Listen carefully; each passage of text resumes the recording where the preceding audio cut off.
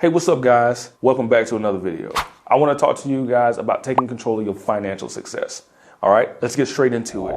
Number one, guys, financial goals. So your financial goals, you need to define what it is that you want to do. Define where are your financial goals. Do you want to buy a house?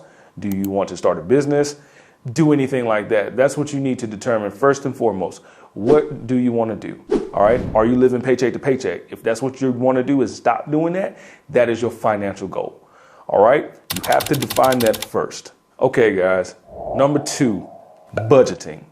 Budgeting is probably one of the hardest things that any of us really, myself included, have faced. A lot of people say that you got to go and make an Excel spreadsheet of everything and then try to piece together all this stuff. And I'm here to tell you that you don't. All you need to do is know how much money you make, what your main expenses are, house, electricity, cell phone, internet, and keep it basic like that. Whatever you have left over at the end of the month is what you start with. Always, always, always keep your checking account equal to how much money you make every month, and then spend that money that you do, whatever's left over, that's what you're going to put in the savings. All right, let's keep it simple. Don't try to complicate it. Number three, guys, debt management. So listen, debt is something that I stay away from as hard as I can. The only debt I ever really want to have are two different things, okay? Two, I have a credit card just so I can get the rewards points. I pay it off every month, never pay any interest on it. And a mortgage, that's it. Any other thing, maybe a car, but nothing expensive. But I'm gonna put it like this, plain and simple. If you can't buy it outright, then you can't afford it. Live by that and you'll be fine. All right, number four, guys, investing. Investing is looked at a lot of different things. You might think you got to do stocks and bonds and all this stuff. You can, but just keep it simple, right? You want to invest the money that you've been saving, buying a house or something like that, buy a fourplex.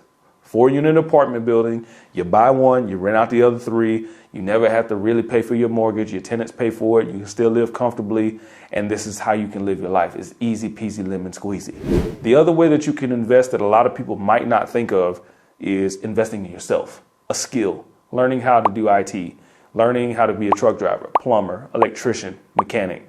These are skills. Investing in yourself is the best thing you can do. And for you fit heads out there, right? Personal training, that's a skill. If you learn those skills, you can use them in life. And my last point, guys, the last one, number 5, emergency fund. Now, most people tell you have to have an emergency fund for 6 months. That's nice, but if I am talking to my people here, 1 year of savings, as in whatever you make now, that needs to hold you afloat for a year. That's what should be in your savings. You do this by consistently saving every month. Whatever money you have left over in your checking account at the end of the month, put that in your savings account. If it goes in the savings account, it don't come out. All right. I like to have a year's worth, maybe even 2 years worth, if you can get that far. But I'm telling you, a year's worth is what you need to aim for real. Because we live in an unpredictable world and anything can happen. And a year is plenty enough time for you to find another job, for you to start that business, for you to take that leap of faith. All right. I hope these tips helped you. Let me know in the comments below. I'll see you guys in the next video.